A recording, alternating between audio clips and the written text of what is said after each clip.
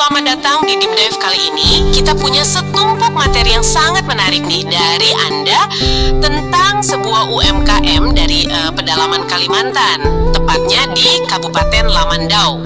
Sangkai Rempah Nusantara namanya. Betul.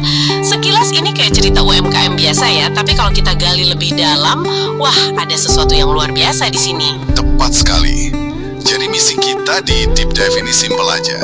Kita mau bongkar gimana ceritanya kearifan lokal suku Dayak yang udah teruji waktu bisa naik kelas jadi bisnis minuman kesehatan yang modern. Dan ini bukan cuma soal jualan rempah ya kan, tapi lebih ke sinergi antara kepemimpinan desa yang visioner dengan kekayaan alamnya. Nah, itu dia. Oke, mari kita mulai dari akarnya. Semua ini kan berawal dari masalah yang sebenarnya sangat klasik di Desa Sumber Mulia. Panen bawang Dayak melimpah, Tapi pasarnya nggak siap. nah itu dia.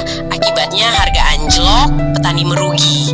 Tapi yang menarik, kepala desanya justru melihat ini sebagai peluang. Gimana persisnya dia membalikkan keadaan? Dia mengubah cara pandang dari penjual bahan mentah menjadi pencipta produk. Jadi alih-alih jual umbi bawang Dayak gitu aja dengan harga murah, dia mikir, Kenapa nggak kita olah? Gitu ya? presis kenapa nggak kita olah jadi sesuatu yang nilainya lebih.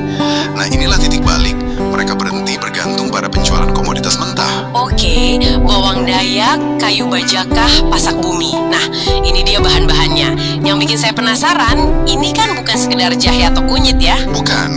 Ini 3 tanaman yang reputasinya kuat banget di Kalimantan. Bisa dibilang ini kayak The Avengers-nya herbal Kalimantan kan?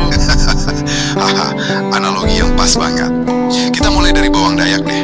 Secara ilmiah, kandungan flavonoid sama fenoliknya itu antioksidan super kuat. Oke, jadi bagus buat mencegah penuaan dini, penyakit degeneratif, semacam itu ya. Betul.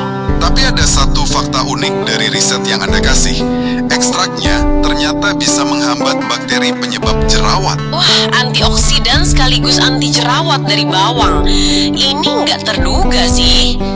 Tapi dari semua materi Anda, kayaknya yang paling jadi primadona itu kayu bajakah. Yang paling kontroversial juga. Nah, di catatan ini disebut ada temuan LIPI soal 40 zat pembunuh sel kanker. Seberapa valid sih klaim sekuat ini? Ini pertanyaan penting. Klaim pembunuh sel kanker itu kan memang headline banget. Jadi berdasarkan sumber kita, riset LIPI itu memang menemukan sekitar 40-an zat yang sifatnya antiproliferatif. Oke, istilah ilmiahnya itu ya, artinya? Artinya, bisa memicu kematian sel kanker di level laboratorium. Dan secara tradisional, suku Dayak memang pakai ini untuk mempercepat penyembuhan luka dan tumor. Jadi potensinya nyata. Paham. Jadi potensinya ada, didukung riset awal, tapi tentu butuh uji klinis lanjutan ya. Tentu. Oke, lanjut yang ketiga, pasak bumi. Sejujurnya, yang saya tahu ini cuma buat stamina pria. Ternyata ada manfaat lain yang lebih mengejutkan. Betul, reputasi sebagai peningkat testosteron itu udah mendunia. Tapi studi yang Anda sertakan menunjukkan hal lain yang sangat menarik. Pasak bumi terbukti bisa menurunkan kadar hormon stres. Hormon stres, kortisol maksudnya? Kortisol, iya. Turunnya sampai 16%. Artinya, secara klinis, tanaman ini bisa bantu mengurangi rasa cemas dan gelisah. Tunggu. Jadi pasak bumi yang identik dengan vitalitas fisik ternyata punya manfaat kuat buat kesehatan mental? Ini benar-benar mengubah cara pandang saya. Tepat. Dan disinilah kejeniusan Sangkai Rempah Nusantara. Mereka paham kalau nggak semua orang mau repot-repot merebus akar kayu atau umbi tiap pagi. Nah, ini bagian yang menurut saya paling cerdas. Mereka mengubahnya jadi produk siap seduh, namanya wedang. Betul, jadi praktis. Diramu lagi dengan jahe, kapulaga, kayu manis. Tujuannya supaya rasanya enak, ya kan? Diterima lidah orang banyak, tanpa menghilangkan khasiat intinya. Dan kesuksesan ini bukan kebetulan. Ini dibangun di atas fondasi ekosistem yang solid banget. Faktor pertama dan paling krusial adalah legalitas. Ah, ini dia. Sesuatu yang sering disepelekan UMKM. Mereka mikir, nanti aja. Padahal itu gerbang pertama buat masuk ke retail modern. Dan membangun kepercayaan konsumen. Mereka dari awal langsung urus PIRT dan sertifikasi halal.